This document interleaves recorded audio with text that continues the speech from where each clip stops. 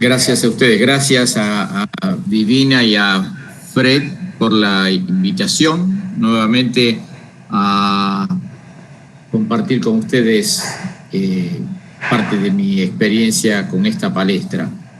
Voy a comenzar primero recordando a mi mentor, don Santiago Ramón y Cajal, que ustedes se acordarán que en el sistema nervioso central hay células que se llaman las células de Cajal. Bueno, fue mi mentor, pero nunca nos conocimos porque se murió 17 años antes que yo naciera.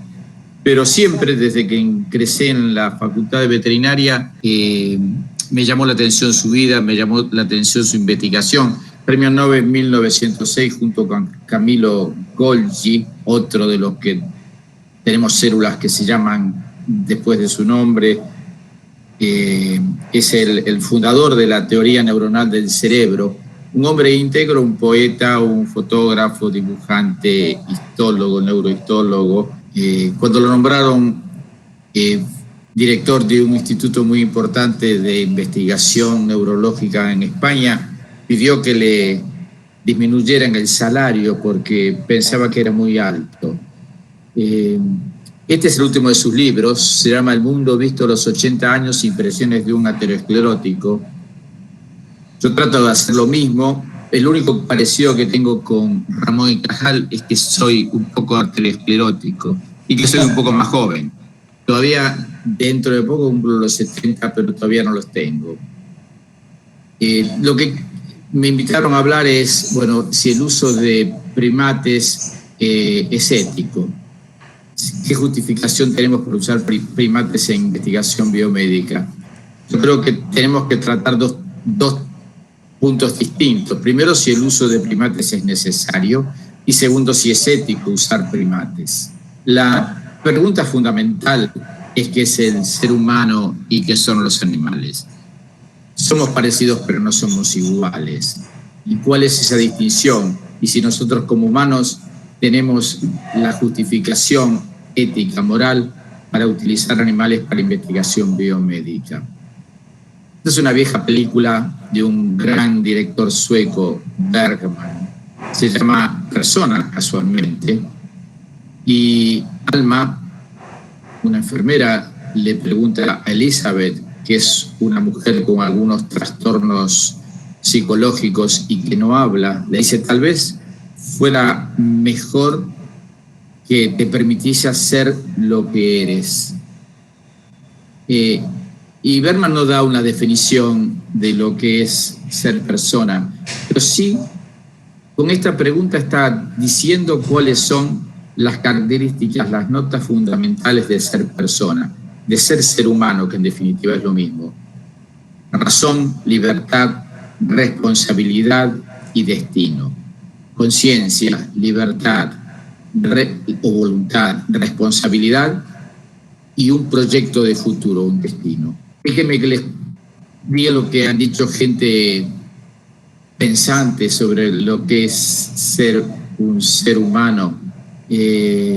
Por ejemplo, Pascal dice que no somos más que un graveto, pero un graveto que piensa. Esto es, en definitiva, mostrar cuál es la indigencia que tiene el ser humano, que tiene que recurrir a la fabricación de técnicas. La técnica es un fenómeno protohumano, aparece cuando aparecen los primeros humanos, porque no tenemos las capacidades que tienen los animales, no tenemos el instinto para sobrevivir en un medio que es adverso. Y por otro lado, esa indigencia también psicológica, esa búsqueda continua de la felicidad, esa búsqueda de respuestas importantes y trascendentes en la vida. ¿Para qué existo? ¿Por qué sufro? ¿Qué es la muerte? ¿Por qué me tengo que morir? Aristóteles obviamente fue mucho más conciso para decir lo que era un ser humano y lo que decía que los humanos hacemos juicios éticos sobre las cosas, en cambio los animales no hacen ningún juicio ético, básicamente se guían por los instintos. Y en el Museo de Arte Moderno en New York está este cuadro hermoso, se llama La nostalgia infinito, de un pintor metafísico italiano, Giorgio de Chirico, y a mí siempre me hizo pensar en esa búsqueda de algo que sea infinito y no perecedero, ¿no es cierto? Una característica bien del humano que no compartimos con nuestros parientes inferiores, entre comillas, de la escala biológica.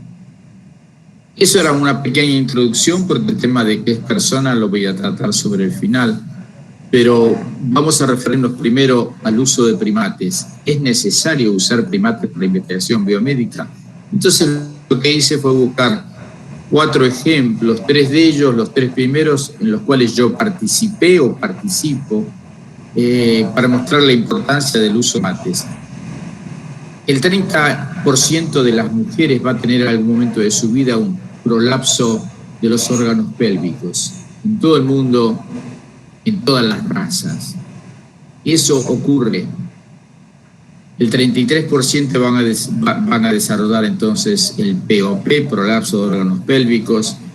El 11% de todas las mujeres van a tener una cirugía para prolapso pélvico o van a tener incontinencia urinaria.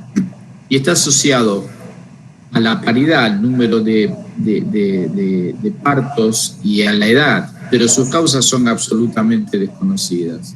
El punto es que no hay modelo, no se sabe nada cómo solucionar el tema del prolapso. Hay algunas técnicas quirúrgicas, pero que tampoco son totalmente satisfactorias. No hay modelo hasta hace poco, ahora hay un modelo que es el Saimiri. El Saimiri, el mono lecheiro, creo que se llama en Brasil, es el único modelo que existe para el prolapso de los órganos pélvicos. En la foto de la izquierda pueden ver la zona genital de una hembra Saimiri, donde se ve un prolapso que está protruyendo de la vagina, arriba se ve el clítoris y abajo de todo se ve el ano. Y también son espontáneas y también está relacionado con la paridad y está relacionado con la edad. Lo que es importante, ¿por qué Saimiri desarrolla esta patología? En este gráfico pueden ver los pesos relativos de los neonatos en casi todos los géneros de primates neotropicales, de primates que viven en el Nuevo Mundo. Fíjense que más o menos está entre el 1 y el 10% del peso de los neonatos cuando nacen con relación al peso de la madre. En cambio, Saimiri está prácticamente en el 20% del peso corporal de la madre no grávida. O sea, es un peso enorme. Es como si una mujer de 60 kilos tuviera un hijo de 12 kilos, ¿no es cierto? Son enormes. Y fíjense también que casi todo el peso está en la cabeza. Acá comparo el tamaño relativo, el logaritmo del tamaño relativo de la cabeza, del cerebro concretamente, con el peso corporal del neonato. Y fíjense, 2 animales que tienen aproximadamente el mismo peso, Aotus, el mono nocturno, y Saimiri, tienen una gran diferencia. Tienen una gran diferencia en escala logarítmica, de 2 a 3. O sea, hay una lesión continua en la cabeza cuando se produce el parto. Acá pueden ver una radiografía, esto es inmediatamente antes del parto, y este feto está perfectamente alineado. Tiene una presentación cefálica, o sea, la cabeza primero, y tiene el mentum anterior. Así que este animal va a salir bien. Va a salir bien, pero a pesar de eso su cabeza es muy grande y va a producir lesiones en los músculos del piso pélvico. La cabeza es muy grande y acá tengo un ejemplo para mostrarlo. En azul es el tamaño de la pelvis materna, en amarillo es la cabeza fetal. Fíjense, empezando de arriba a la izquierda tenemos a Teles, el mono araña, donde prácticamente no hay problemas de parto. El segundo es Macaca, el mono Rhesus, que tampoco tiene demasiados problemas de parto, son muy, muy esporádicos. Yo tuve la suerte de trabajar durante muchos años con Rhesus y creo que una colonia grande, de 1000 animales. He tenido que hacer 2 cesáreas. Papio, los babuinos, lo mismo, nunca tienen cesárea. Trabajé con babuinos también muchos años y hice una sola cesárea. Y no era por un problema del tamaño.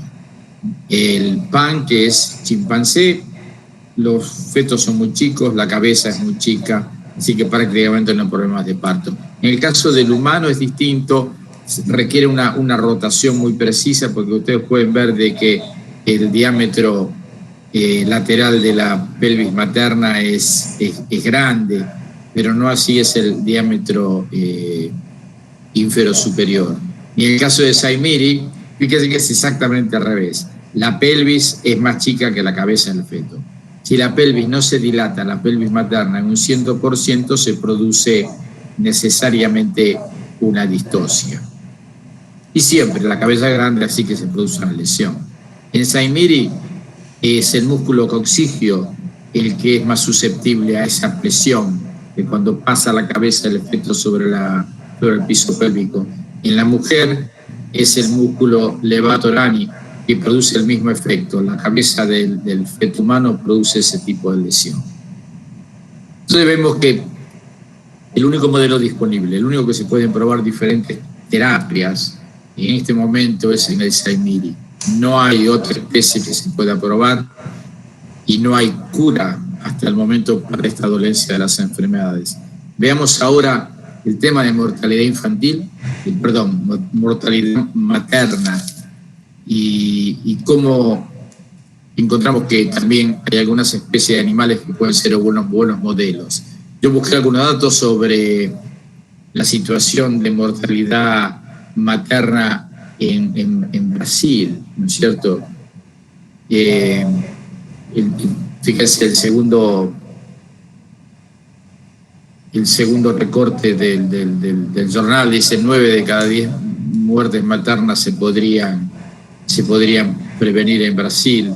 La mortalidad materna avanza en 16 estados en Brasil, y son relativamente nuevos esta información. Pero fíjense también, la preeclampsia es la principal causa de muerte materna en Brasil, y la preeclampsia mata al menos 2 gestantes por día en Brasil. Eso es mucho. Esto es una enfermedad que podría ser prevenible. No solamente eso, este es un grupo brasileño que publicó hace 2 años este artículo en Nature, y dice que por cada mujer que se muere por preeclampsia, otras 20 van a sufrir algún trastorno severo, una morbilidad severa tiene. Más aún, sobre todo con la migración de habitantes del interior a las ciudades, con el cambio de dieta, con dietas muy ricas en hidratos, hay un problema de obesidad en todos lados, no solamente en Brasil. Y obesidad está directamente ligado también a la aparición de diabetes. Hay una relación muy íntima entre la preeclampsia y la diabetes. Las mujeres con diabetes tienen mayores posibilidades, muchas mayores, de tener preeclampsia. Esto es algo que se podría prevenir. Lamentablemente tampoco existe un modelo que pueda servir para probar diferentes medicamentos. El único remedio que existe para la preeclampsia es tener un parto prematuro. La etiología es no clara, es desconocida, pero se sabe que la placenta forma parte de uno de los factores que contribuyen a la preeclampsia. Así que se produce el parto, en algunos casos hay preeclampsias postparto, pero básicamente desaparece la placenta del cuerpo de la mujer y los problemas de preeclampsia van desapareciendo. Saqué estas fotos de un blog. Esta es una chica que en la foto de la izquierda es antes de tener a su hijo, tiene un edema facial, y después van a ver otra foto también, otras zonas de edema. Está bien, está en un hospital bien cuidada y sabía seguramente que iba a tener preeclampsia, por eso se sacaba las fotos tan contenta. Aparte tenía una preeclampsia que era preparto, como son casi todas, no todas, y sabía que una vez que tuviera el hijo y que lo podían inducir el parto, la preeclampsia, esos problemas de hipertensión iban a desaparecer. En la foto de la derecha la vemos después de tener el hijo, el edema facial desapareció. Fíjese, esto es Saimiri boliviensis. Todos los casos de preeclampsia que yo vi, que no son muchos porque no es tan frecuente en Saimiri, ocurren posparto. Es difícil verlo, sobre todo por los pelos, ¿no es cierto? Pero cuando ustedes tienen, como en la foto de abajo, un edema facial, es obvio que este animal tiene un edema. El asunto es saber si es preeclampsia o no. De hecho, sabemos que es preeclampsia ahora. Y en la foto de la derecha pueden ver la misma hembra después de 4 o 5 días, cuando el edema desaparece. También se sufre de edema periférico. De vuelta, la misma chica en la foto de la izquierda tiene edema de sus miembros inferiores. Una vez que tiene el hijo, en la foto de la derecha, el edema desapareció.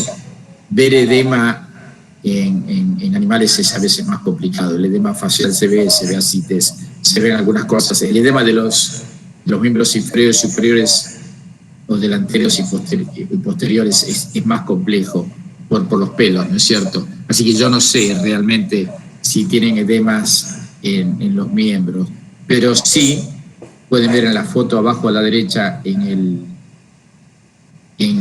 la ecografía que tiene ascites, ¿no es cierto? En el ángulo ese donde se busca ascites habitualmente, entre el hígado y el rim derecho, aparecen fluidos. También presentan proteinuria. No sabemos hipertensión arterial. Es complicado medir la hipertensión arterial en primates tan chicos. Hay que hacer mediciones directas. Implicaría preparar a los animales con mucho tiempo, poner sensores internos en la aorta abdominal y después medir la presión arterial.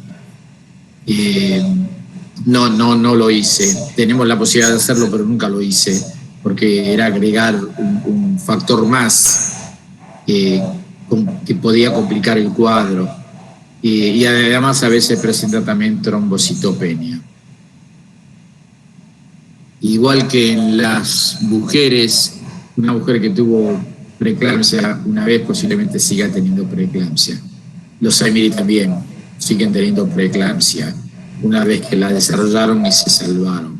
Y por otro lado, pareciera que hubiera en Saimiri, no son tantos los casos que tuvimos, alguna relación genética. Así que la idea es, ya hace varios años, producir animales que sean susceptibles a la preeclampsia para poder desarrollar algún modelo. Preeclampsia no tiene cura, preeclampsia mata 2 mujeres jóvenes por día en Brasil. Algo que se debería evitar, que se podría evitar. Nadie se debería morir de preeclampsia. El otro ejemplo este es un lobo que una vida salva 8 vidas. Y se refiere fundamentalmente a los trasplantes de órganos. Un donante salva 8 personas. Hay órganos para 8 personas. Brasil es líder mundial en trasplantes de órganos. Y la información que da anualmente, esta de 2018, yo no sé si existe la de 2020, a lo mejor estamos muy pronto y posiblemente con la pandemia esta información todavía no surja, pero es muy bueno lo que produce Brasil sobre trasplantes de órganos. Y después de Estados Unidos pueden ver en este gráfico, Brasil se encuentra en el segundo país en el mundo en el número de trasplantes totales, pero en este caso concreto habla de trasplantes renales y trasplantes hepáticos. En esa misma publicación, si ustedes van arriba a la derecha, van a ver cuál es la necesidad estimada de córnea, riñón, fígado, corazón y pulmón, y cuántos trasplantes se realizan de acuerdo a esa necesidad. Fíjense que excepto para córnea, todos los demás trasplantes realizados están muy por debajo de la necesidad real. La necesidad estimada, y yo saqué córnea en esta estimación. ¿Por qué saqué córnea? Porque el trasplante de córnea, si bien es muy importante para las personas que la necesitan y está relacionado con la calidad de vida, para este análisis que yo quería hablar de cantidad de muertos que hay en Brasil por falta de órganos para trasplante, córnea no entraba para hacer esta comparación, pero todos los demás sí. Entonces la necesidad estimada es de casi 21.000 personas necesitan un trasplante para seguir viviendo. Los trasplantes realizados no llegan a 9.000, 8.500. O sea, hay un 59% de trasplantes que no se realizan, que no se pueden realizar porque no hay donantes. El 59, el 60% de las personas necesitando un trasplante no lo logra tener, se muere antes. No sería muy arriesgado, utilizando estos números, decir que 4 personas se mueren por día en Brasil esperando un trasplante.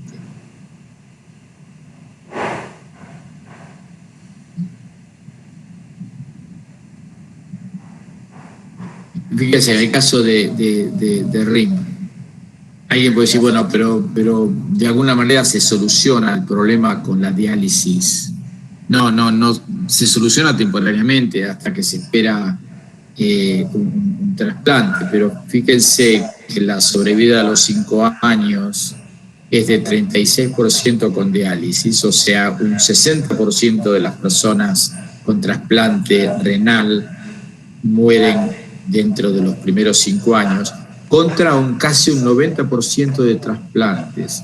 O sea, la sobrevida a los 5 años en personas que tienen un trasplante renal es de casi el 90%. Son números importantes. Si vemos el tema de corazón, 1.600 personas necesitan un trasplante, se hacen 350 trasplantes. Y el problema cardíaco en Brasil, como en el resto del mundo, es grave, ¿no es cierto? Ustedes van a tener, quizás se las han visto la copia de esta presentación, así que no voy a leer lo que no es necesario. Ustedes lo pueden leer e incluso tener las referencias de la cantidad de muertes que existen en Brasil por falta de trasplantes cardíacos. ¿Qué solución hay esto? ¿Qué solución de los primates? Xenotrasplantes, o sea, trasplantes de órganos de una especie a otra especie. Concretamente no son los primates, en este caso babuino, que se presenta como un potencial donador o donante de órganos. Los babuinos, Papio, concretamente este es Papio anubis, es el modelo experimental. Entonces recibe órganos de porco y se estudia los problemas de rechazo, los problemas de crecimiento, no crecimiento de los órganos, etcétera, etcétera.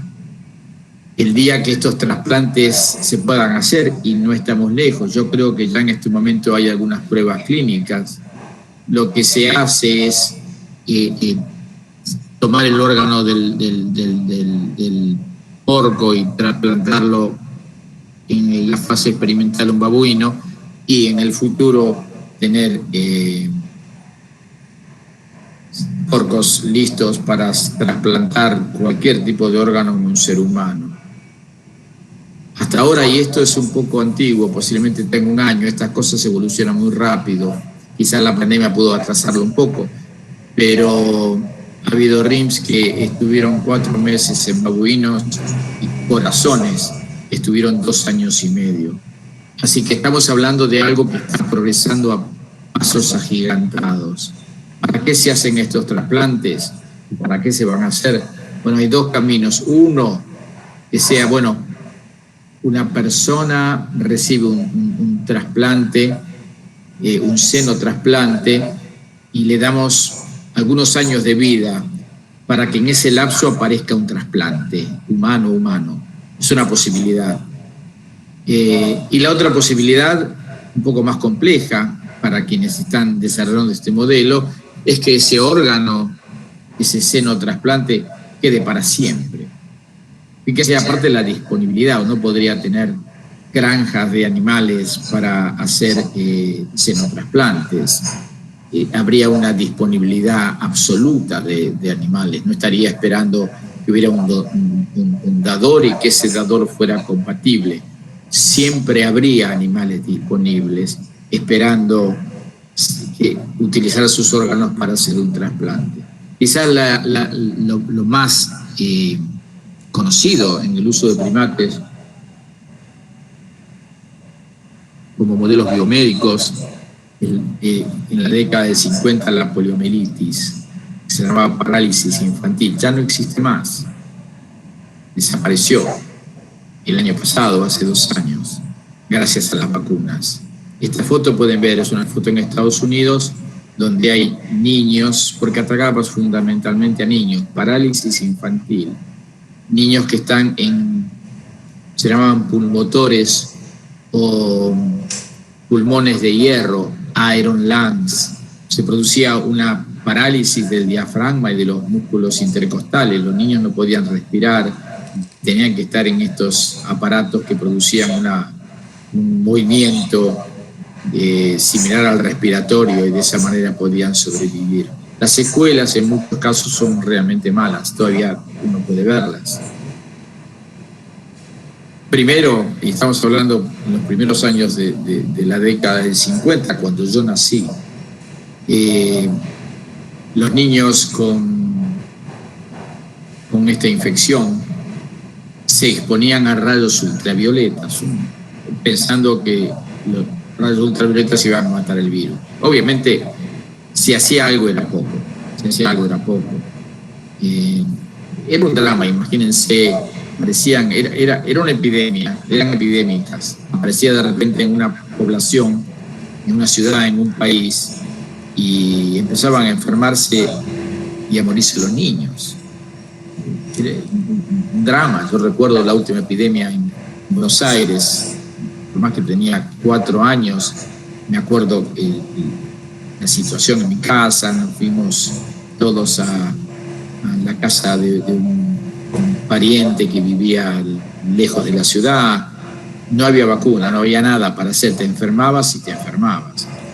Los primates han sido fundamentales en todo, en aislar el virus, en cultivarlos en órganos de macacos, concretamente de macaca mulata. Varios premios Nobel han sido galardonados porque han trabajado en diferentes aspectos de esta enfermedad. En 1953, a la izquierda, Salk hizo la primer vacuna inactivada, era inyectable. Pocos años después, Sabin, a la derecha, hizo una vacuna atenuada, utilizando una cantidad, primero que era oral, era muy ventajosa. Utilizó 9.000 macacos, acá macaco se refiere a macaca mulata, monorhesus, y 150 chimpancés. Estos datos también los tienen escritos después en las notas que yo le envié a Fred. Pero fíjense en los números, ¿no es cierto? En 20 años, entre 1953 y 1973, 1.200.000 resus fueron importados a Estados Unidos para los test de seguridad y eficiencia de las vacunas. En este momento no se utilizan más. Todavía se tiene que hacer la vacuna, obviamente, por más que ya creo que se declaró, la Organización Mundial de la Salud declaró que la enfermedad no existe más, pero ahora la vacuna se utiliza en camundongos transgénicos. Y ya antes las nuevas técnicas de cultivo de tejido hacían que se utilizaran pocos animales en las pruebas de seguridad y eficiencia. El asunto que los primates han sido, y todos los animales de laboratorio, pero yo me refiero específicamente a los primates, han sido importantes para el desarrollo de todos los medicamentos que nosotros conocemos, y también para próximas soluciones a enfermedades, como les conté antes. Este de la foto es Sabin, el que desarrolló la vacuna oral atenuada contra poliomielitis. Y él decía algo muy importante, que sin los animales no hubiéramos podido avanzar para evitar tantos sufrimientos y muertes prematuros, no solamente en humanos, sino también en animales.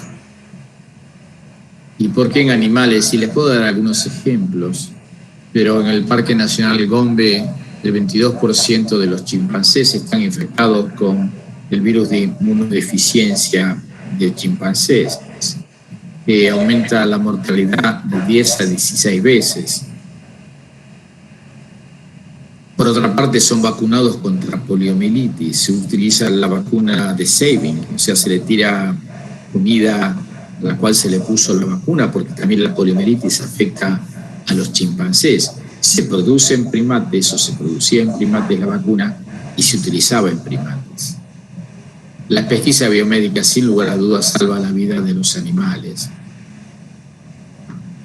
Ahora, bueno, en Brasil hay un desarrollo muy importante de la vacuna contra la fiebre amarilla, que fue desarrollada en Biontopecticus, no me acuerdo si Crisomelas o Chrysopibus. Por más que sea una especie en peligro de extinción, estos animales venían de la zona de Niterói, no son autóctonos de ahí, habían sido liberados, tenían un alto nivel de endogamia, no se podían trasladar a ningún lado, no se podían trasladar, tenían que meterlos en un zoológico y esperar que se murieran todos. Por suerte, un grupo, entre ellos Alcides Piscinati, utilizaron estos animales para probar vacuna contra la fiebre amarilla. Aparentemente exitoso. No conozco los últimos detalles, pero hace poco esta información fue comunicada oficialmente. Quizás la fiebre amarilla, que mata tantos animales, especialmente al luata, y también mata humanos, puede ser de alguna manera controlada con algún tipo de vacunación que se pueda hacer en los primates. Al menos, quizás, como pasa ahora con la pandemia de COVID, haciendo que haya una inmunidad de rebaño, una gran cantidad de animales que eventualmente están vacunados, entonces disminuye el target de los mosquitos. En fin, no sé. Todos usamos animales.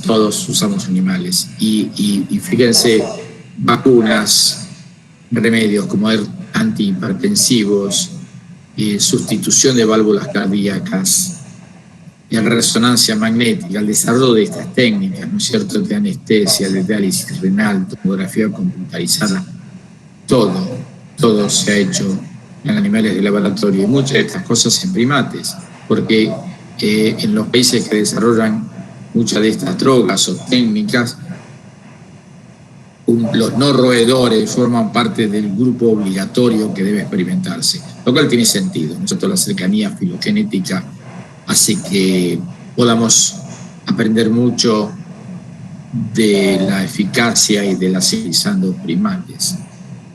Y como otra partida, si ustedes miran alguna de estas cosas, se utilizan en primates y en animales domésticos, así que del uso de animales para investigación se benefician también los demás animales, los que van a hacer uso de eso. En definitiva, ¿para qué usamos animales de investigación? Y bueno, para vencer al dolor y a la enfermedad y hacer que la muerte no le llegue a nadie antes de poder haber vivido. Ese es fundamental, esa es la idea clave del uso de animales de investigación. Esa es la idea clave de la medicina, y para muchos de nosotros que directa o indirectamente trabajamos en salud pública, también ese es el objetivo. Trabajamos con animales porque queremos, pero nuestro objetivo es que tanto animales como humanos estén mejor, estén más sanos, no sufran innecesariamente. Entonces, ¿el uso de primates es necesario? No me cabe duda, sí, es necesario. Históricamente, y lo que le mostré de investigaciones actuales, es necesario para solucionar algunos problemas de salud en los seres humanos. Alguien me puede decir justificadamente que podría ese mismo tipo de información que estamos buscando para preeclampsia o trasplantes de órganos, un desarrollo no utilizando animales, modelos matemáticos, modelos computarizados, es cierto. Puede ser que ocurra, puede ser que no, pero eventualmente podría ocurrir. El problema es que la gente se muere ahora, la gente se enferma ahora. 500.000 chicos, niños, se mueren de malaria por año, ¿no es cierto? Si nosotros nos demoramos 5 años más en encontrar una cura a la malaria, que todavía creo que está bastante lejos de lograrlo, se murieron 2,5 millones de niños. O sea, también es una cuestión de tiempo. Si tenemos la tecnología y tenemos los modelos, creo que no correspondería esperar para usarlos. La segunda pregunta es la importante y es la que en realidad justifica esta presentación. ¿Es ético usar animales, concretamente primates, en beneficio de los seres humanos? Si no fuera ético, por más que fuera necesario, no lo podríamos usar, obviamente. Si es inmoral, es inmoral. Y por más que produjera un beneficio a los seres humanos, no podríamos hacerlo. Entonces esta es la pregunta muy importante y la pregunta que le tenemos que encontrar una justificación.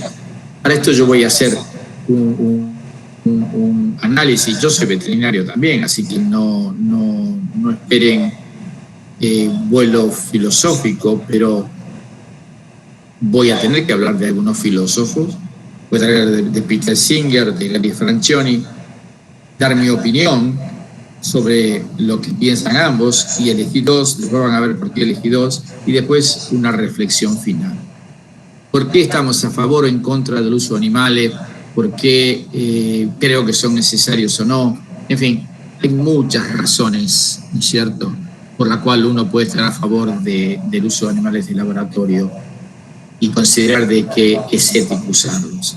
Hay también hay personas que son terroristas y van a estar en contra, hay personas que piensan en el respeto a todos los seres vivientes, hay otros que tienen hijos que están muriendo de cáncer en un hospital, o hay primates como los calitrix de la foto de arriba a la izquierda que se mueren de fiebre amarilla. Pero lo que siempre hay en el por qué uno tiene una opinión determinada sobre el uso o no de animales de laboratorio, hay una base filosófica, consciente o no. Uno adhiere, puede ser inconscientemente, a alguna posición filosófica. Como ejemplo, Alex Pacheco, es el cofundador de PETA junto con Ingrid Newkirk. Él comenzó su actividad después de leer Liberación Animal de Peter Singer y fue terrorista primero. Él entró a trabajar como técnico en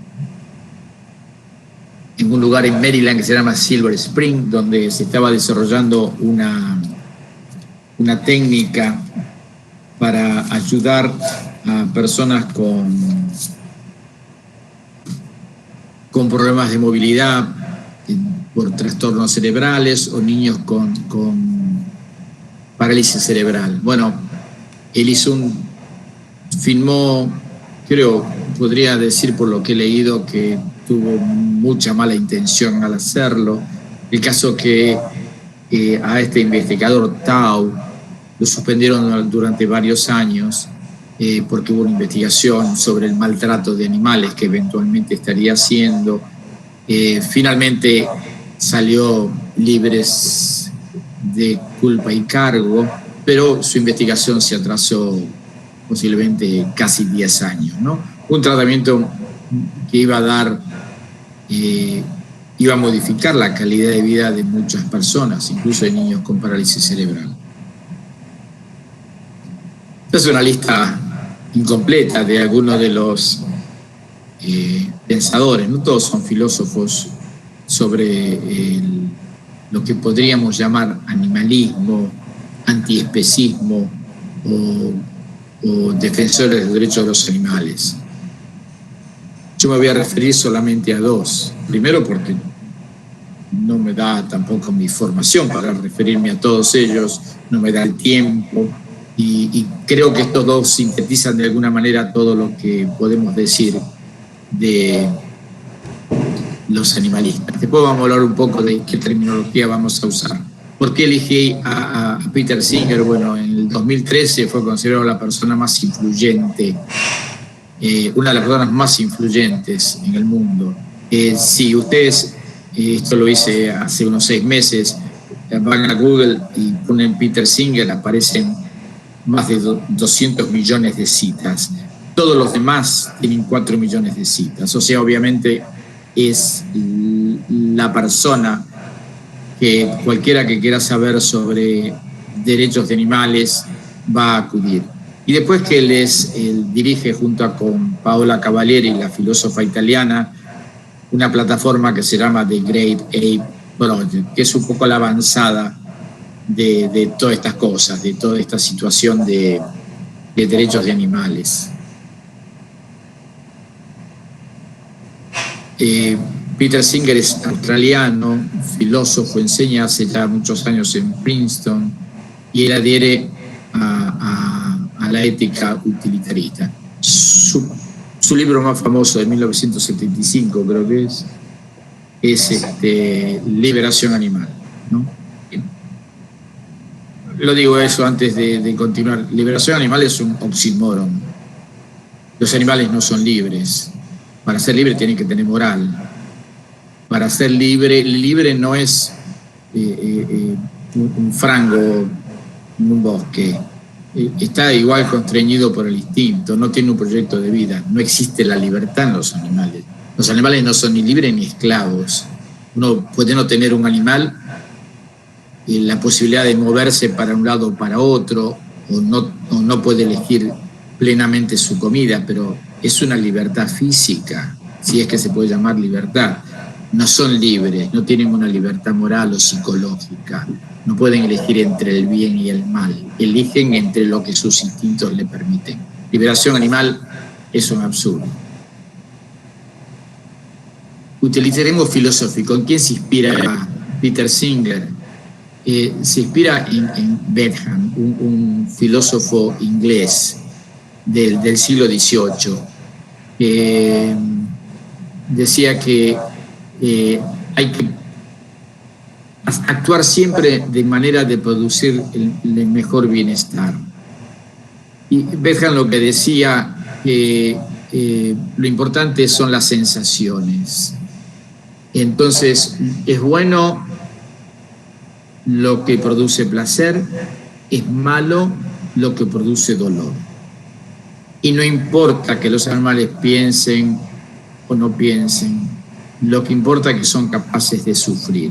Esto inspira de alguna manera a Peter Singer, y obviamente lo supera. Él cuando habla de persona va más allá de lo que Bentham podría haber dicho. Y por otra parte, Bentham no hablaba, no equiparaba animales con personas. No las equiparaba, simplemente hablaba de la capacidad de sufrir o no sufrir. Pero él no estaba en contra del uso de animales, en esa época no se usaban, pero no estaba en contra de no comerlos, ¿no es cierto? Lo importante era no hacerlos sufrir. De alguna manera, Peter Singer piensa lo mismo. Peter Singer no es vegetariano, Peter Singer no está en contra, paradójicamente, y quizás para ustedes sea una sorpresa, de la investigación animal. Peter Singer no tiene pets en su casa, por ejemplo. No es una persona que quiera tener animalitos y bucólico y rodeado de frangos y de porcos. No, es un filósofo y dice, mientras no sufra, yo puedo matar un animal. Mientras no sufra, y aquí viene lo que es malo, yo puedo matar un humano. Pero vamos a verlo después. Después de este término, especismo. El especismo, este es un término muy importante. Para Singer y para muchos de estos pensadores animalistas, el especismo entra en una categoría similar a sexismo, racismo o clasismo. O sea, poner una frontera entre un grupo y otro, entre hombres y mujeres, entre personas ricas y personas pobres, entre árabes y judíos. Especismo. Especismo es decir, el ser humano pone una barrera y se distingue del resto de los animales y lo pone en la misma categoría. Entonces se refiere a la discriminación planteada solamente por pertenecer a una especie diferente. Y acá dos términos que no se usan mucho en la bibliografía anglosajona, y yo no sé si en Brasil la utilizan o no, pero todo este grupo de pensadores que defienden, muchos de ellos, los derechos de los animales, también se denominan antiespecistas. Y la filosofía que defienden se llama el antiespecismo. O sea, si uno cree que hay una diferencia entre un animal y un ser humano, es especista. Esta gente está en contra de esta posición y se llaman antiespecistas. Y también es similar el animalismo, sobre todo en la bibliografía, estos dos en la bibliografía francesa y europea. ¿Qué es el animalismo? Y esto es importante. La gente común, las personas comunes, piensan que respetar los derechos de los animales es tratarlos bien. Es una cuestión romántica. No es eso para ellos, no es eso para los defensores de los derechos de los animales. No es tratarlos bien. Uno trata bien a los animales porque tenemos el deber como ser humanos de hacerlo. Los antiespecistas y los animalistas pretenden que los animales tengan derechos. Entonces no es que nosotros, porque somos seres humanos, tratamos con respeto a los demás seres, sino que los demás seres tienen derechos a ser respetados de esa manera. Pero después vamos a seguir. El utilitarismo filosófico que inspira básicamente a Peter Singer está en contra del especismo. Se plantea si los derechos humanos existen o no, igual que los derechos de los animales. Para Peter Singer los derechos humanos y los derechos animales no existen, ¿cierto? En su filosofía nada tiene valor intrínseco, nada tiene derecho a nada, simplemente hay intereses. ¿Cuál es el interés de los animales? ¿Cuál es el interés de una persona? El uso de animales o de humanos, Peter Singer está de acuerdo con su uso, con ciertas restricciones, y lo vamos a ver después. Como consecuencia están a favor de la eugenia y del infanticidio. Y después el planteo final que voy a traer a consideración es qué es ser una persona. No da ahora este cuadro para decir nada más sobre eso. Dos palabras sobre el proyecto Great Ape.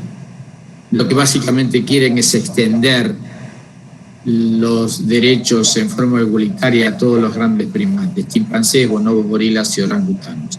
Los tres primeros: derecho a la vida, protección de la libertad individual y prohibición de tortura. Estas son cosas ambiguas, porque uno puede estar a favor y coincidir con lo que están diciendo, pero ¿qué es tortura? ¿Cierto? ¿Qué es la libertad individual? ¿Qué significa? ¿Que no pueden estar en un zoológico? ¿Que tenemos que liberarlos? ¿Que tenemos que pagar millones de dólares para trasladar un chimpancé de vuelta al África? ¿No es cierto? Todo eso es discutible porque nunca es suficientemente claro. Y esto es el inicio. Ellos pretenden que todos los derechos humanos se trasladen en algún momento a los derechos como derechos animales. Y después que lo que se presenta como Great Ape Project algún día sea el Monkey Project y algún día sea el Animal Project. O sea, que todos los animales tengan estos derechos.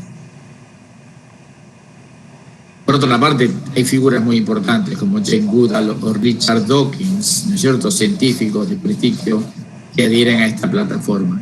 Gary Francioni no es propiamente un filósofo, es una persona preocupada por los animales. Me gusta su actitud, no coincido en muchas de las cosas que dice. La senciencia, o sea, el tener la capacidad de sentir, es el único determinante válido para el estatus moral, dice Francioni. Él está en contra de la propiedad de animales, o sea, no se pueden tener pets, no se pueden tener ganado, no se pueden tener fangos, nada se puede tener. Los animales no pueden ser propiedad. Dando un paso más adelante, él está a favor del abolicionismo, o sea, los animales que en este momento son propiedad deberían ser liberados. Uno tiene que liberar su cachorro, su gato, todo. Está opuesto al movimiento bienestarista. Después lo vamos a ver, comparar estos dos movimientos. El movimiento de bienestar es el que surge como respuesta a la obligación humana, al deber que tenemos de tratar a los animales con respeto y con consideración. Él lo pone a su pensamiento. Y después, lógicamente, y tiene que ser vegano. No habría posibilidad, después de todo esto, de que él no fuera vegano. Estos son los 5 puntos que trata especialmente Gary Francioni, lo que caracteriza su pensamiento. Déjeme ahora analizar, voy a hacer una crítica dentro de mis posibilidades a Peter Singer y Gary Francioni. Entonces voy a hablar de la palabra, ¿qué es la palabra? Voy a hablar de que son parciales sus ejemplos, voy a hablar sobre qué son los derechos e intereses, y finalmente el concepto de persona. La palabra. Vivimos en un Babel, en una torre de Babel. La palabra tradicionalmente, y es así para poder entendernos, define la realidad, define lo que las cosas son. No puede uno cambiar el significado de la palabra, porque entonces no hay ninguna posibilidad de diálogo, no existiría el diálogo. Lamentablemente ocurre continuamente la aparición de un neolenguaje. Orwell, cuando escribió en 1984 esa novela distópica, hace ya más de 50 años, él hablaba de la importancia en esa novela del gobierno que manejaba todos los resortes, crear un lenguaje donde las cosas significaban lo que quería el gobernante y donde las palabras significaban una cosa hoy y una cosa mañana. No hay una verdad inmutable, no hay algo, esto es y sigue siendo. Pero peor que eso es cuando cada uno define lo que significa algo, porque entonces no hay ninguna posibilidad de diálogo. Y fíjese estas palabras, ¿no es cierto?, que tienen que ver todos con la palestra de hoy: personas, ser humano, derechos humanos, derechos de los animales, abolicionismo, tortura, bienestar animal, libertación animal, liberación animal. Depende de quién lo diga, va a significar cosas diferentes. Chesterton, un inglés, hace 100 años decía esto, el maestro del sentido común. ¿Por qué vamos a discutir por una palabra? Y dice, si usted le dice a una mujer chimpancé en vez de ángel, no habría una disputa sobre palabras.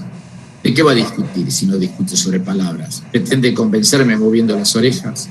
O sea, la palabra es importante, la palabra nos permite comunicarnos y decir qué es lo que pensamos. Un vecino nuestro, de ustedes y de nosotros, el uruguayo Mario Benedetti, en un poema dicen: no me gastes las palabras, no cambie el significado. Es muy importante, ¿no es cierto? No todo significa lo mismo. Uno de mis pagos decía que el nombre es el arquetipo de la cosa. O sea, cuando uno decide algo, cuando uno dice algo, lo está definiendo, lo está caracterizando. Y mi poeta favorito decía: inteligencia, dame el nombre exacto de las cosas, que mi palabra sea la cosa en sí. Mi palabra es la cosa en sí.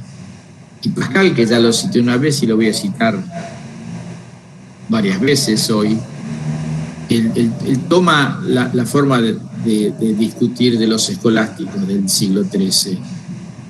¿Cómo nos podemos poner de acuerdo cuando hablamos de algo? Primero tendríamos que definir todos los términos y después probar todas las proposiciones. Pero definir todos los términos. Cuando digo derechos de los animales, ¿qué quiero decir? Cuando digo persona, ¿qué quiero decir? Eso es muy importante. Si no, es un diálogo entre sordos. No sabemos de qué estamos hablando. Fíjese, por ejemplo, acá, Francioni. Me gusta Francioni. Acá, la verdad, no me gusta lo que dijo. Abolicionismo. El abolicionismo tiene un significado concreto. Es la abolición de la esclavitud, ¿no es cierto? Pero no sé por qué Francioni insiste con eso. Está comparando seres humanos con animales. Está comparándonos a nosotros o a nuestros amigos o a nuestros hermanos con animales. Por ejemplo, él muestra en esta foto, uno puede ver que para él es lo mismo el bozal que le ponen a un esclavo, no sé cómo se llama eso que le ponen a las vacas, a los terneros para que no tomen leche de las madres, ¿no es cierto? Es lo mismo, es esclavitud. No es lo mismo, no es lo mismo, no se puede comparar una cosa con la otra, ¿no es cierto? No se puede comparar lo que se hizo con seres, o se sigue haciendo con seres humanos, de lo que se hace con un animal, independientemente que esté mal. Claro que hay cosas que se hacen en animales que hay que impedirlas, que no deberían existir. Creo que estamos avanzando en eso, pero no se puede comparar. Estas analogías son grotescas, son indecentes, no se pueden hacer. Se ofende a aquellos que por raza, por descendencia, lo que fuera, se van afectados por esto. Y peor lo que dice Ingrid Newcomb, que es la presidenta del PETA. Fíjense, 6 millones de personas se murieron en los campos de concentración. 6 billones de frangos se mueren cada año en los mataderos. Esto es indecente y grotesco. Comparar el Holocausto con un lugar donde se matan animales para consumo. En la foto de abajo, comparar un campo de concentración con frangos en gallolas chiquitas. O comparar en la foto de la derecha abajo, hombres atrás de una cerca de un campo de concentración y abajo porcos, ¿no es cierto? Y para cómo poner, no veo la diferencia, sí que hay diferencia y es grande. No se puede instrumentalizar la Shoah para sacar crédito en una organización que defiende los aparentes derechos de los animales. El otro punto parcial en sus ejemplos.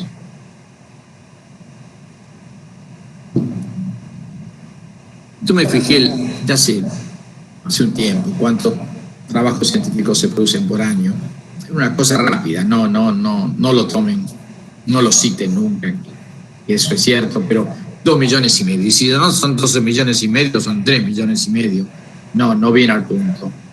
El caso que Peter Singer, si leyeron este libro de Liberación Animal, él continuamente está hablando de los experimentos que se hacen en animales, de cómo sufren, de investigadores inescrupulosos.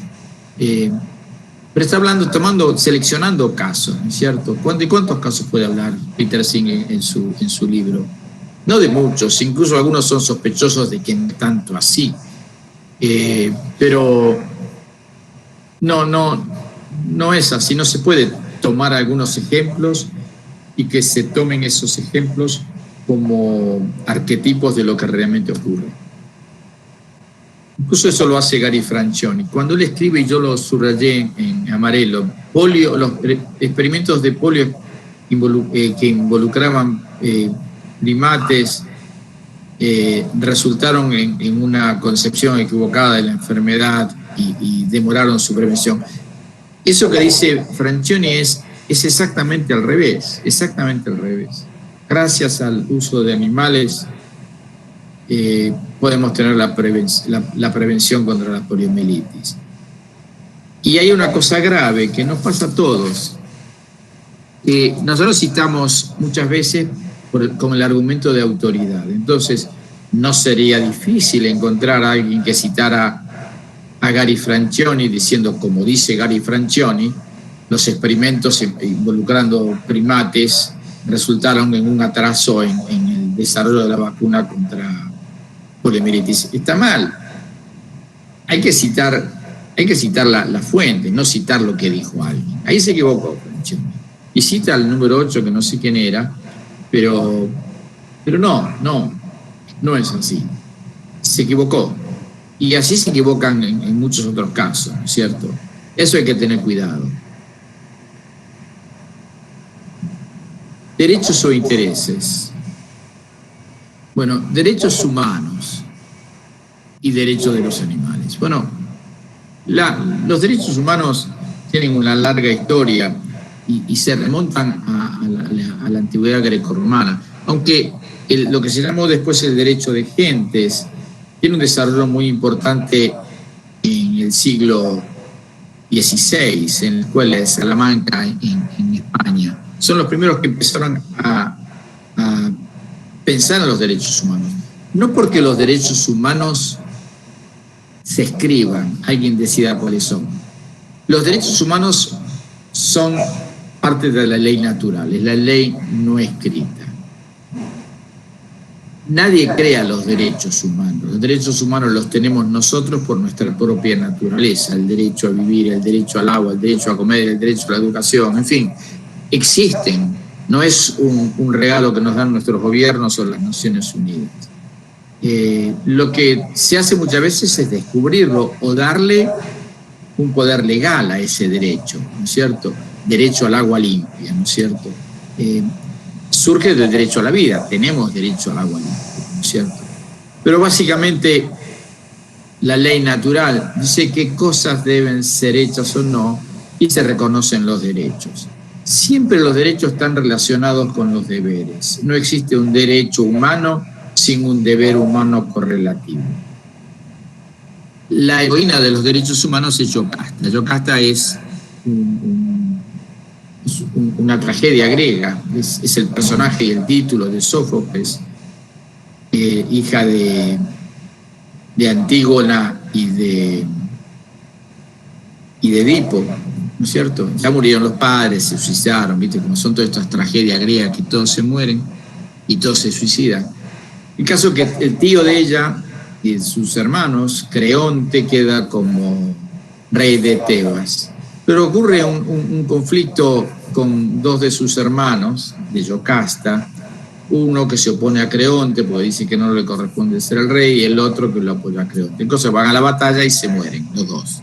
Yocasta va a enterrar a su hermano, al traidor, al que era enemigo de su tío Creonte. Pero el tío le prohíbe, le dice no, que se lo coman los pájaros, que se pudra en el campo de batalla. Resulta que para los griegos enterrar a los muertos, como para nosotros, era una cuestión fundamental. Si no enterrabas al muerto, te condenabas vos. Entonces ella decide enterrarlo. Y cuando la llama su tío para decirle por qué hizo eso y la condena a muerte, hay un diálogo que si algún día lo pueden leer es antológico. Y ella dice, primero tengo que obedecer a los dioses. Esto es lo que me correspondía hacer. O sea, ella tenía el derecho de enterrar a su hermano muerto y tenía el deber de enterrar a su hermano muerto. Siempre deberes y derechos están correlacionados.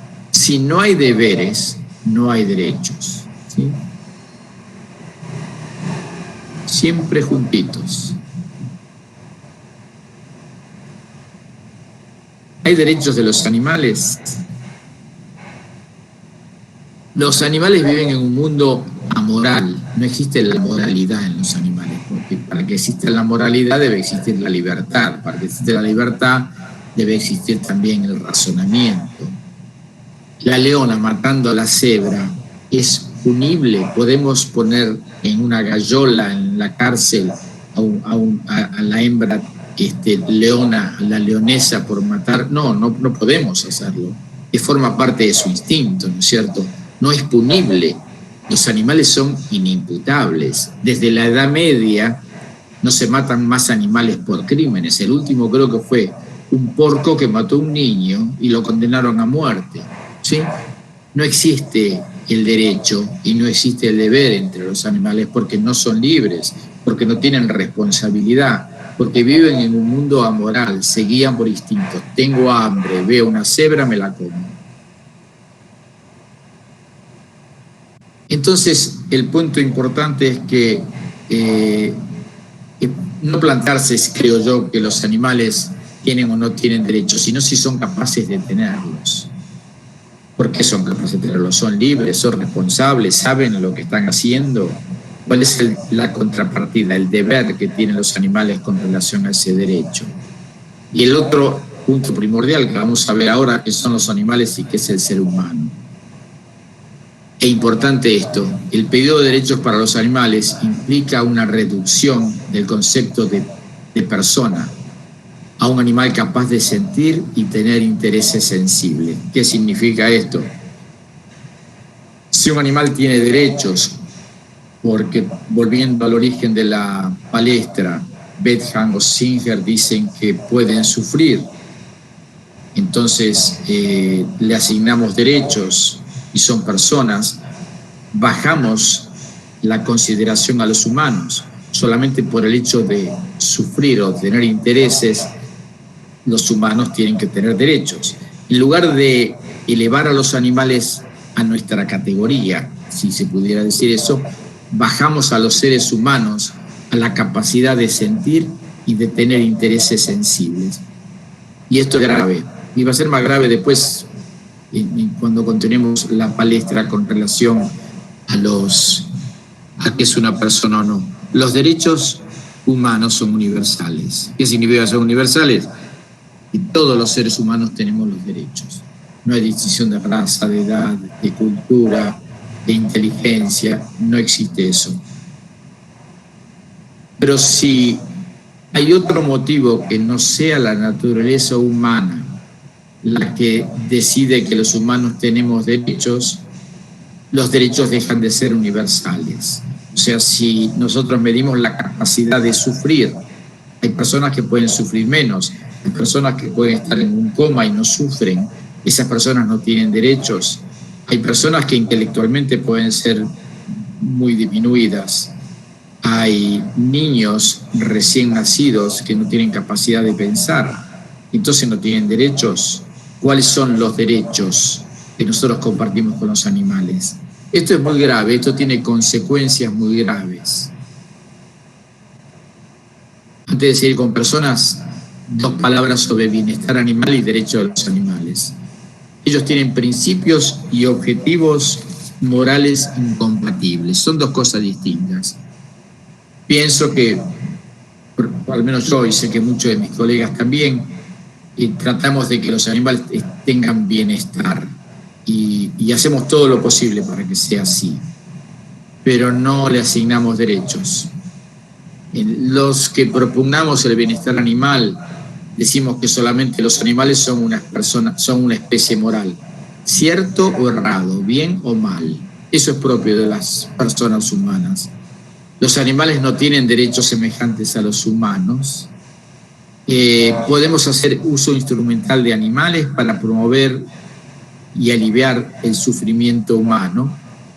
Tenemos la obligación de tratar a los animales humanamente, evitando el dolor y el sufrimiento no necesarios, y no procuramos desarrollar una moral equivalente entre animales y humanos.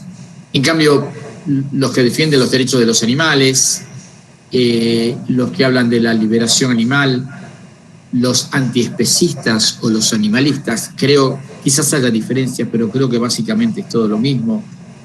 Es un sistema de creencia, es una ideología, es casi una religión que quiere crear una equivalencia moral entre los animales y los humanos. Los animales no pueden ser usados por más beneficios que se puedan proporcionar. Pasamos ahora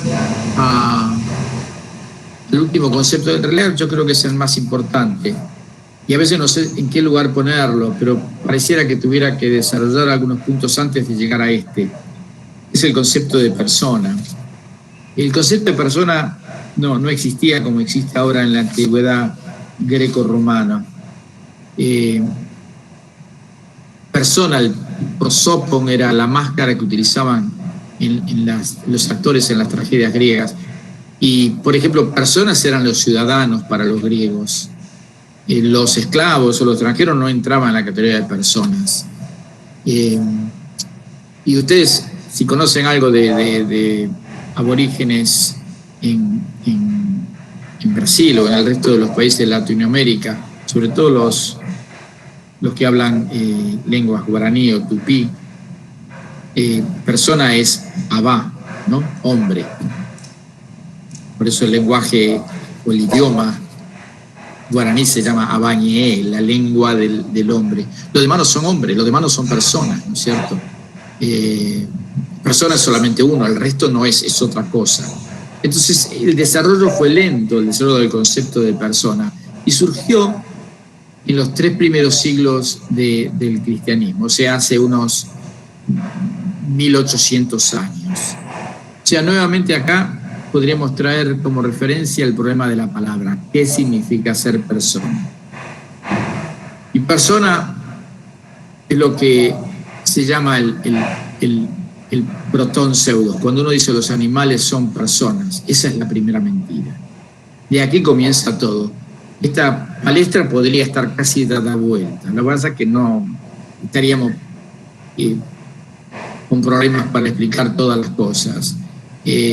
Podría dar la vuelta porque yo diría, esta es la primera mentira, es el protón pseudo. Los animales son personas, no es así. Y eso es fundamental. Es fundamental incluso a nivel personal para tomar decisiones sobre cómo voy a vivir. Voy a usar zapatos de cuero, voy a usar un cinto de cuero, voy a comer miel. Cualquiera de las cosas de nuestra vida cotidiana. Voy a someterme a una cirugía donde la anestesia fue desarrollada en animales de experimentación. Digamos, vivimos en un ambiente donde los animales han sido utilizados y son utilizados para nuestro bienestar, ¿no es cierto? ¿Tomaría una aspirina si me duele la cabeza? ¿A mi hijo le haría un tratamiento de cáncer que fue probado en primates? Así que esto es fundamental, para ser coherente esto es fundamental. Volvemos nuevamente al filme de Bergman, simplemente para recordarlo. Razón, libertad, responsabilidad y destino son aspectos fundamentales del ser humano. Umberto Eco, a lo mejor los más jóvenes no lo conocen, pero era un escritor italiano muy famoso, escribió varios libros muy conocidos, pero quizá el más conocido sea El nombre de la rosa, incluso hay un filme. Pero él ya en los últimos años, se murió hace 4 o 5 años, Umberto Eco, escribía en el periódico, en el Jornal La Repubblica de Italia, y escribió un artículo que se llama La forza del senso comune, la fortaleza del sentido común. Y decía las 5 necesidades fundamentales del ser humano. Este hombre, un hombre sensato, pero no era un problema para él esto. Él un día quiso escribir de esto, no era un ideólogo, ni especista ni antiespecista. Posiblemente habrá visto el tema dando vuelta y quiso poner esto que es muy sensato.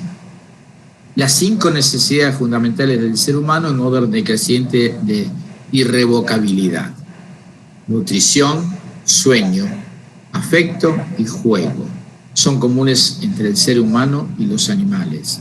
El preguntarse el por qué es exclusivamente humano. ¿Por qué? Porque el ser humano busca la verdad. Ahora, para tener estas necesidades tenemos que tener una naturaleza que esté en sintonía con estas necesidades. Y esto es importante, porque tenemos una naturaleza humana, nos preguntamos el porqué de las cosas. Persona. Como les decía, recién en el siglo III comienza a definirse un poco lo que es persona. La persona es un ser individual de naturaleza racional, y acá hay 2 partes importantes en esta definición. Esta es la definición tradicional, es la definición a la cual los que no están de acuerdo se tendrían que referir porque está mal, ¿no es cierto? No crear una nueva definición. sin tener en cuenta esta que ha vivido 18 siglos. Ser irracional. Este ejemplo a veces me ha servido. ¿Qué quiere decir? Que existe una naturaleza que es racional, una naturaleza que puede pensar, que tiene inteligencia y tiene voluntad. Pero el ser es más importante que el obrar. Obra sí, porque tiene esta naturaleza, pero podría no obrar, pero tendría la capacidad de obrar, tendría la potencia de obrar. Y yo creo que quizás sea un poco confuso, pero quizás se lo aclare un poquito este ejemplo y otras cosas que vienen después. Acá hay 3 pianos, ¿sí? Piano, uno podría decir, es un piano sirve para tocar música, ¿sí?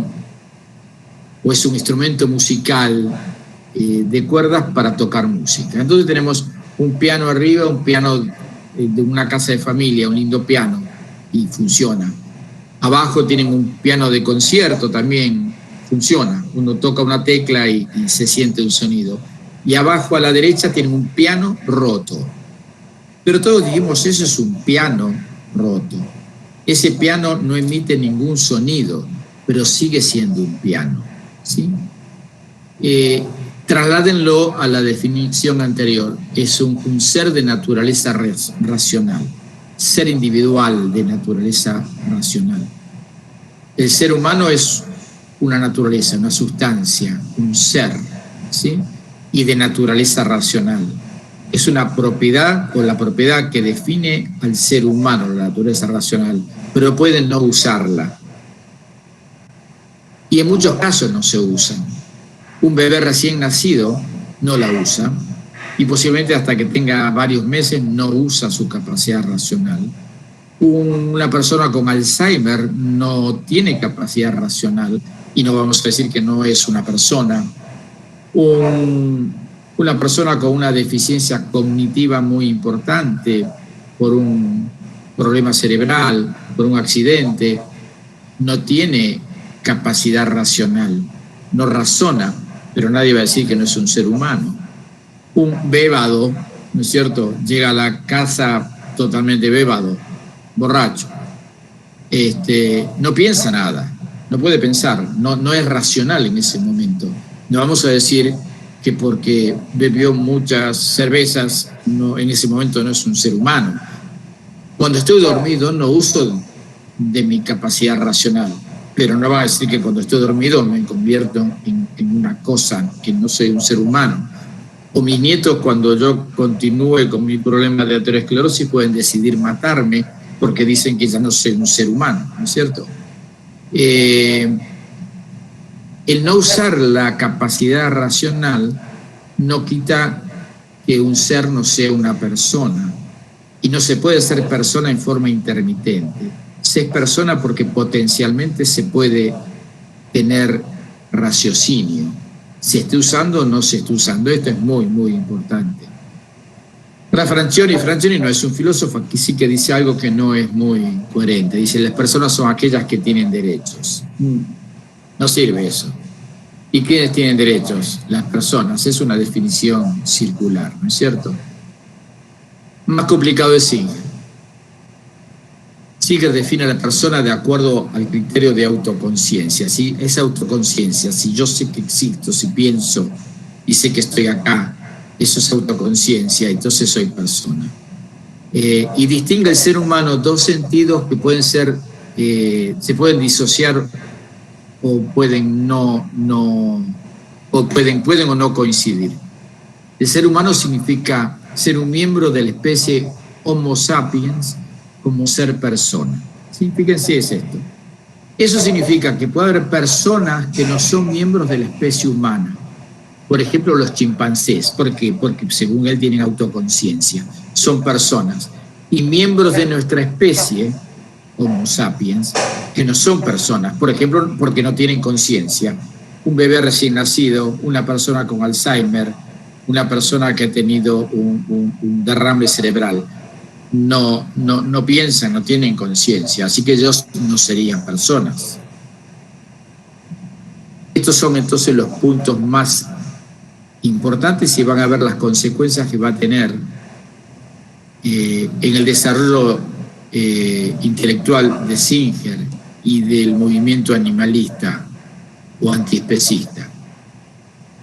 Así como el libro más famoso de Peter Singer es Liberación Animal, el libro más importante, creo yo, para conocer lo que piensa Singer es Ética en el Mundo Real.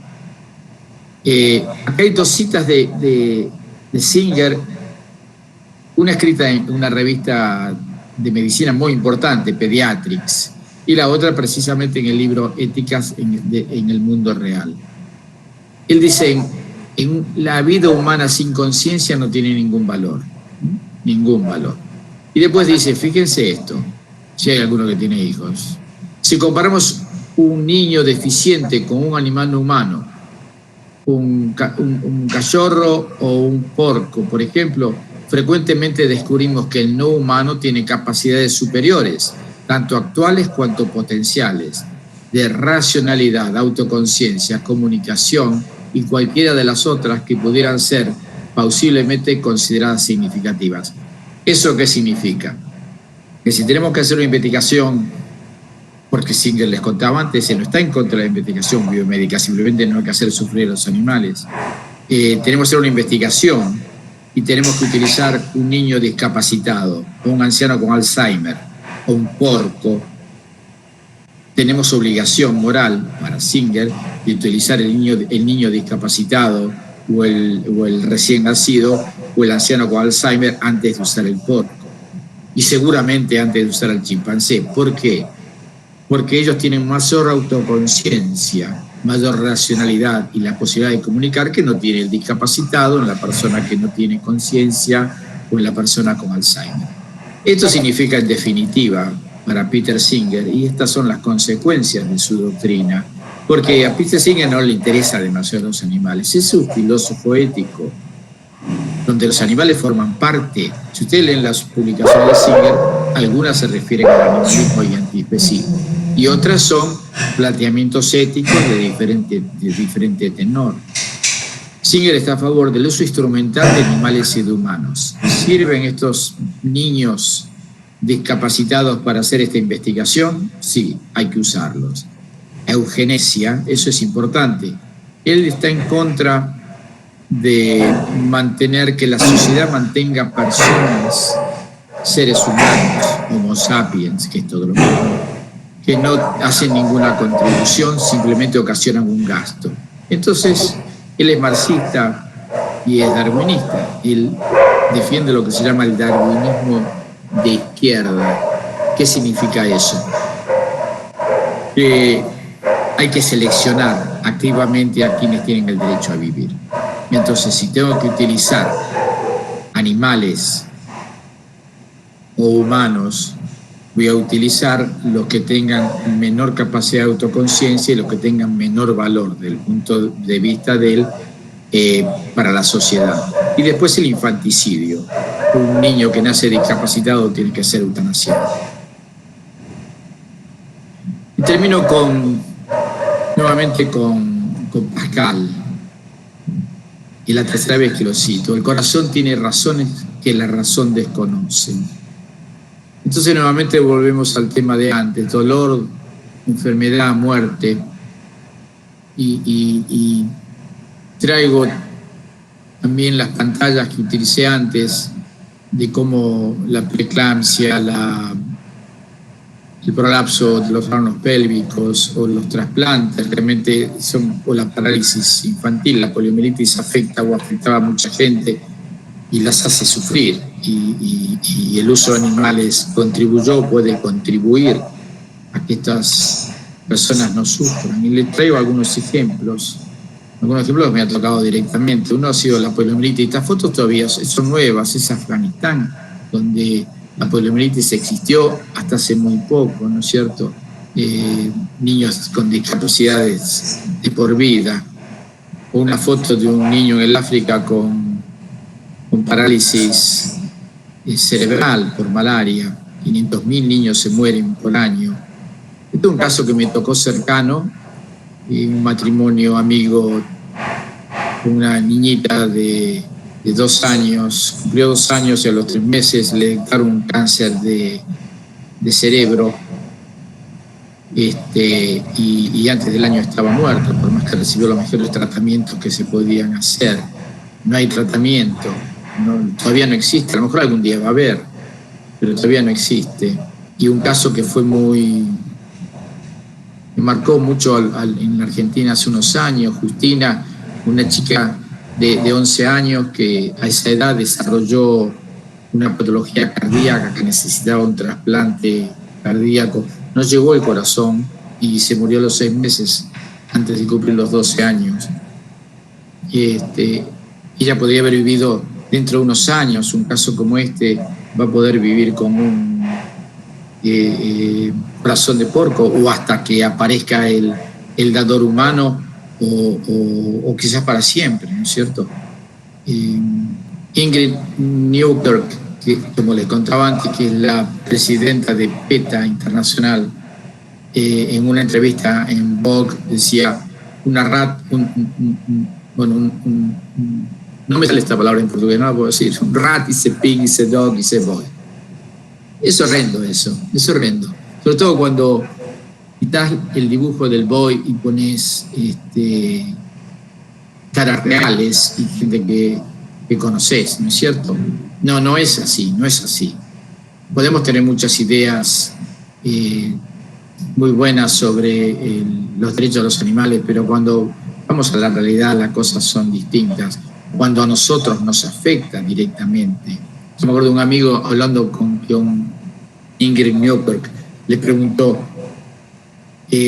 si usted estuviera desahuciada con un cáncer terminal y le ofrecen recibir una terapia que ha sido desarrollada en primates, ¿usted la aceptaría?